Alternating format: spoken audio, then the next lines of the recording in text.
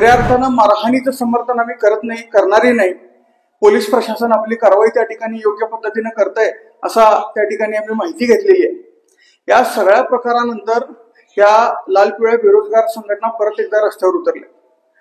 या घटनेनंतर आपलं काळं कृत्य बाहेर येतोय म्हणून, आपला नीच चेहरा लोकांसमोर येईल म्हणून त्या भीतीनं त्या कंडक्टरनं याला फाशीचा रंग द्यायचं काम केलंय आणि बेळगावची शांतता बिघडवण्याचं काम केलंय।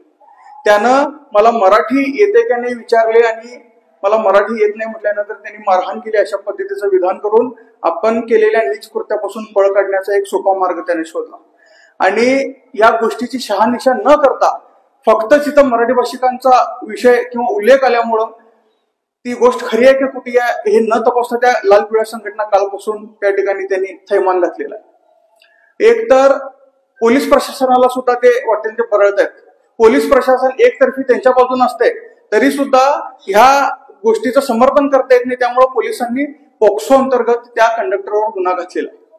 मग तो तपासांतीच घटला असणार आणि ह्या नीच प्रवृत्तीचा विरोध करण्याऐवजी या नीच प्रवृत्तीचं समर्थन करून अशा नालायक लोकांना वाव देण्याचं काम या कन्नड संघटना करत आहेत।